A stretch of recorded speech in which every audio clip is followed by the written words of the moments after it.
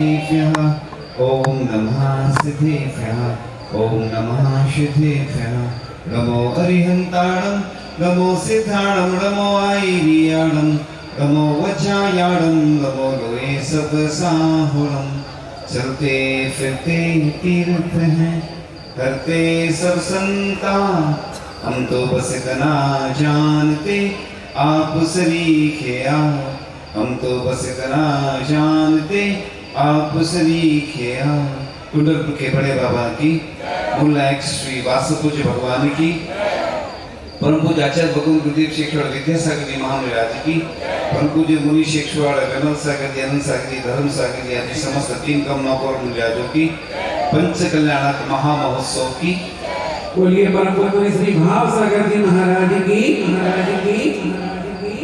आज का यह पावन प्रसंग जो पंचकल्याणक महोत्सव संपन्न होने जा रहा है उसकी महिमा आपको पहले से बताई गई है।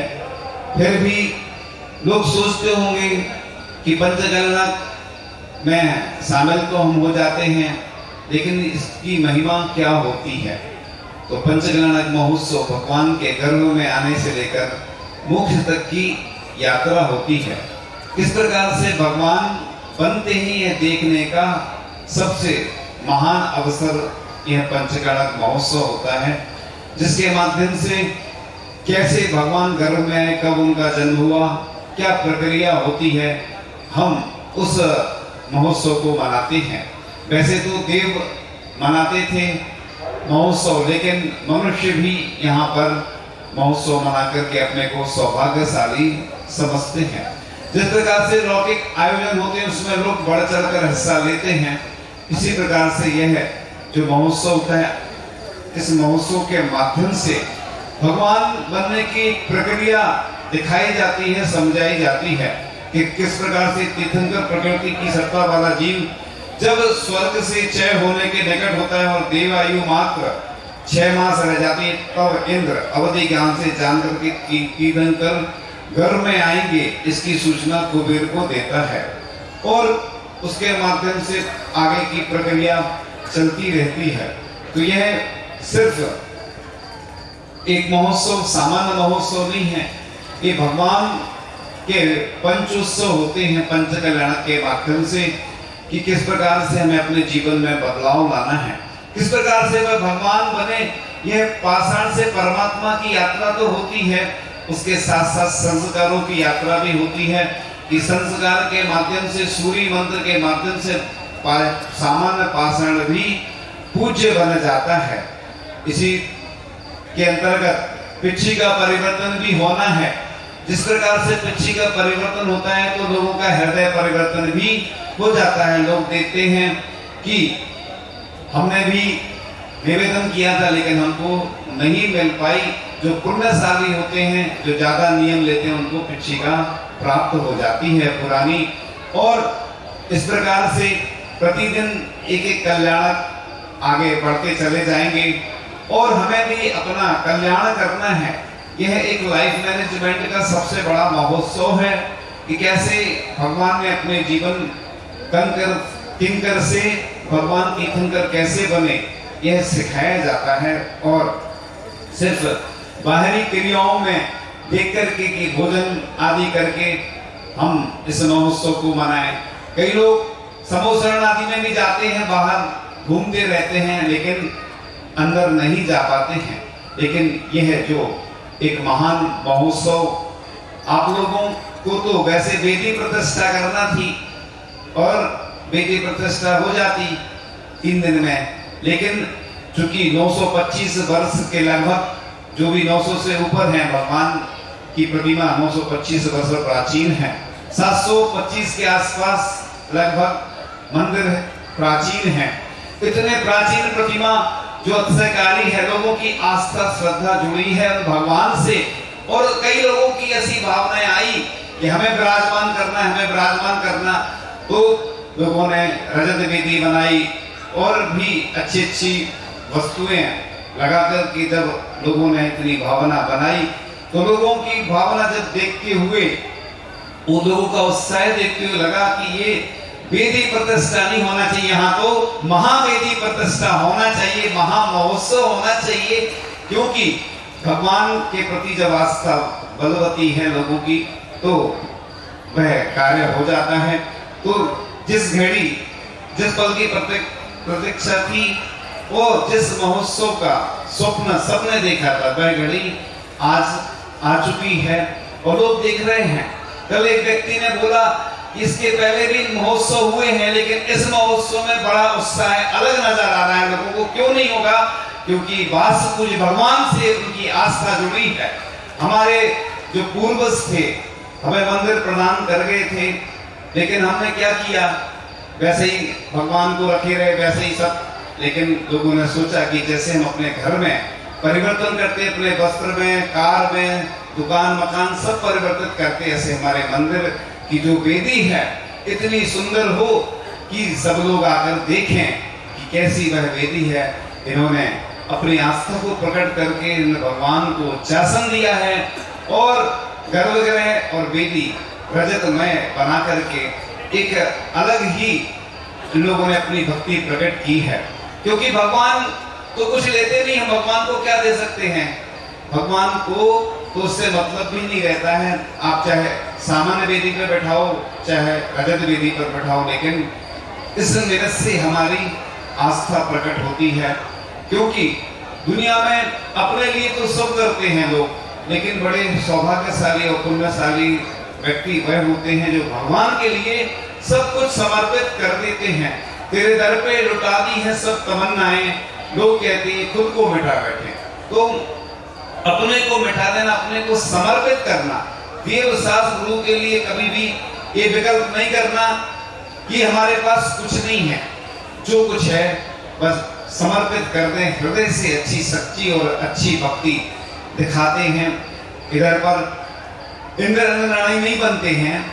क्यों नहीं बनते हैं मालूम नहीं, लेकिन सब जगह के लोग, जो लोग भी ऊपर बैठे हैं महापात्र, वो तो महापात्र बन गए, लेकिन नीचे के भी बड़े बड़े पात्र हैं, उनको भी छोटा पात्र नहीं समझें। क्योंकि हम एक उदाहरण हमेशा सुनाते हैं, छोटी सी चिड़िया थी, जंगल में आग लग गई और बूंद बूंद करके पानी ला रही थी और बुझाने की कोशिश में लगी हुई थी। इतने में जंगल के पशुओं ने चिड़िया से कहा तुम मूर्ख है, क्या कुछ बूंद पानी से आग बुझेगी क्या? तो चिड़िया ने जवाब दिया, आग बुझे या ना बुझे, जब भी इतिहास लिखा जाएगा मेरा नाम आग जलाने वालों में नहीं बुझाने वालों में आएगा। तो उसी प्रकार से कोई गरीब व्यक्ति भी होता है, उसके पास कुछ नहीं है, इसलिए अपने प्रभु के लिए सबसे सस्ती वस्तु अपन अर्पित करते हैं चावल। वो सबके हाथ में होते हैं चावल, जिसके पास जैसी शक्ति होती है वैसी भक्ति वह करता है। इसलिए गरीब लोग ये नहीं सोचे कि बड़े बड़े पात्र बन गए, हमारे पास कुछ नहीं है, हमारे पास चावल हैं। वह देवपथ के पत्ते जो समस्या जी में ज्वार और मक्के आदि के दाने उन्होंने चढ़ाए और वो मोती बन जाते हैं। पुण्य के प्रभाव से सब कुछ अच्छा हो जाता है। इसलिए कभी कंजूसी नहीं करना, भगवान के लिए जितनी शक्ति है उसको छिपाना नहीं। क्योंकि आप लोग ये सोचते कि हमारे पास कुछ नहीं है, जिसके पास जो है वो अपनी शक्ति को छिपा करके नहीं, अपनी भक्ति को प्रकट करके अपने हाथों में जो है भगवान को सबसे अच्छी सामग्री जो हमारे पास रहती है वो भगवान को अर्पित करना चाहिए।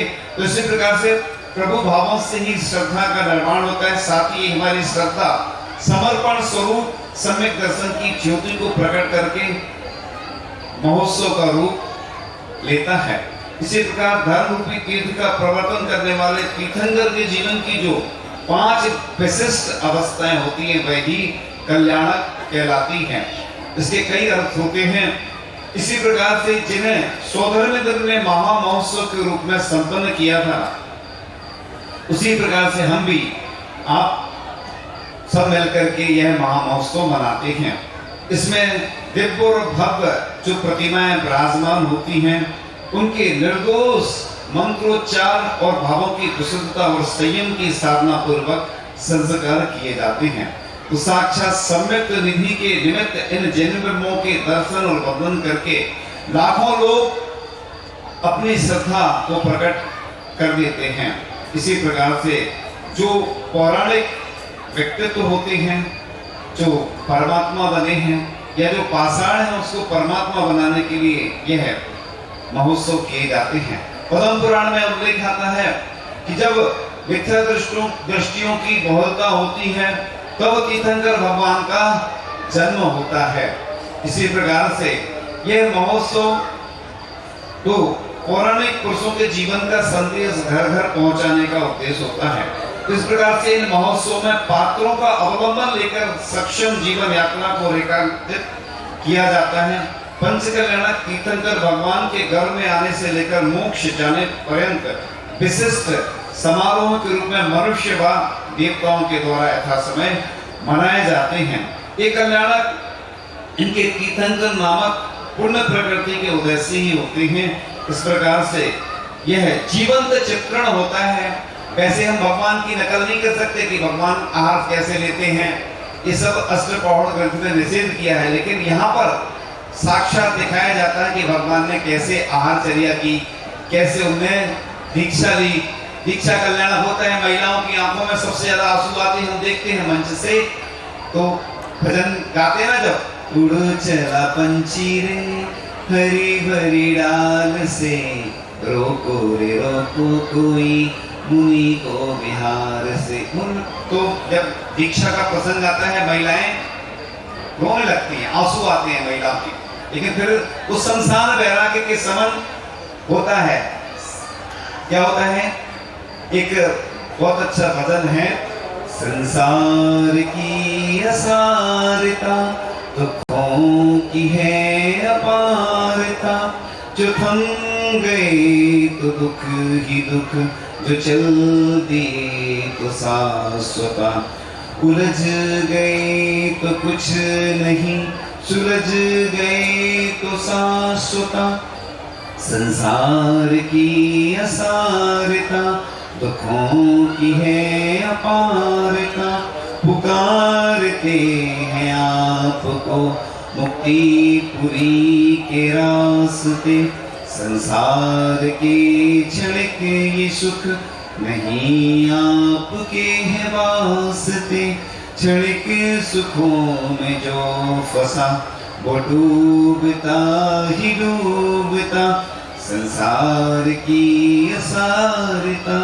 दुखों की है अपारता, संसार ठंडा कोयला जो छू लिया तो काले हो, संसार गर्म कोयला जो छू लिया तो फूले हो, संसार से न दोस्ती न दुश्मनी का रास्ता, संसार की असारता दुखों की है अपारता, कहीं जन्म की खुशी सुराग रंग सोर है, कहीं है मृत्यु का वियोग सुसो के चारों ओर है, वैराग्य पथ पे जो बढ़ा वो जन्म मृत्यु जीता, संसार की असारता दुखों की है अपारता। इस प्रकार से संसार में दुखी दुख हैं और तीर्थंकर प्रभु इन सबसे उड़ करके अपना कल्याण करते हैं। संसार में अगर सार होता तो भगवान क्यों छोड़ते? इतना सब वैभव था, अपन लोग तो थोड़ा सा दान करते हैं तो उसमें भी कष्ट का अनुभव होता है कि हमारा दान वो आए थे और ले गए या मजबूरी में देना पड़ रहा है, लेकिन भगवान के पास इतना सब वैभव होने के बावजूद जैसे ही उन्हें वैराग्य होता है तो सब छोड़कर वह चले जाते हैं। तो इस प्रकार से यह जो महोत्सव आया है आपके लिए कुछ देने के लिए आता है, और जैसे एक सामान्य व्यक्ति का जन्म होता है वैसे ही तीर्थंकर का भी जन्म होता है। घर में आने से लेकर के जो अंतिम मोक्ष की यात्रा होती है वह सिर्फ तीर्थंकर परमेश्वर की ही ऐसे महामहोत्सव बनाए जाते हैं। तो लेकिन जो कुछ लोग जीवन ऐसे जीते हैं जो अन्य के लिए भी आदर्श बन जाते हैं, तो अपना कल्याण तो कर ही लेते हैं लेकिन उनके संपर्क में आने वालों का भी कल्याण हो जाता है।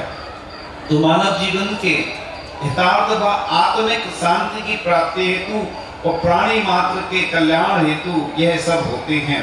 तो इस प्रकार से जो तीर्थंकर के जीवन में जो विशेष घटनाएं घटी हैं, हे भगवान मेरे भी जीवन में इसी प्रकार से वह दिन आए कि मैं भी मुनि दीक्षा लूं। ग्रंथों में ऐसा उल्लेख आता है कि पहले कोई आए तो उसको पहले लिखो कि मुनि बनो या आरिका बनो, फिर जब नहीं बन पाए तो एलक क्षुल्लक, नहीं तो ब्रह्मचारी और नहीं तो प्रतिमा लेकर के घर में रह करके भी अपना धीरे धीरे हम कल्याण कर सकते हैं। इस प्रकार से अपने जीवन को हमें अच्छा बनाना है, सिर्फ बाहरी प्रदर्शन में नहीं कि उधर गए के बहुत अच्छा सब कुछ था। हमें भगवान को करीब से देखना है, निहारना है, उनकी विकरालता का दर्शन करना है। इन महोत्सव के माध्यम से यही एक संदेश मिलता है कि हमें अपने जीवन को कैसे अच्छा बनाना है, हमें अपनी लाइफ का मैनेजमेंट करना है, किस प्रकार से हम जीवन जिए तो ऐसे जिए जिसमें कुछ आस हो, थोड़ी परेशानी हो, थोड़ा दुख का एहसास हो। तो यहाँ पर पूरे भारत से नहीं विदेशों से भी लोग आकर के इन महोत्सव में भाग लेंगे और वह भी देखेंगे कि आपने कितना अच्छा आयोजन किया है। ऐसे आयोजन जो भी इसमें तन मन धन से जुड़ता है सबको छठवां हिस्सा मिलता है, इसलिए ऐसे आयोजन हमेशा करते रहना चाहिए और सबको बुलाना भी चाहिए, घबराना नहीं। सब व्यवस्था है, आपको तो कुछ करना ही नहीं है। व्यवस्था जो व्यवस्था कर रहे हैं वो भी आशीर्वाद के पात्र हैं, चाहे यहाँ का जयोदय महिला मंडल हो, चाहे चंदन वाला बालिका मंडल हो, चाहे जैन युवा संगठन हो, उसके अंतर्गत जितने भी ग्रुप हैं, और यहाँ का सकल दिगंबर जैन समाज हो, उसके अलावा सब मंदिर की जितनी भी कमेटी है, जो पाठशाला आदि है, सबने बड़े उत्साह के साथ तन मन धन से अपना सर्वस्व निछावर किया है। इसी प्रकार से वह आगे भी कार्य करते रहें, क्योंकि यह किसी एक व्यक्ति का कार्य नहीं होता है।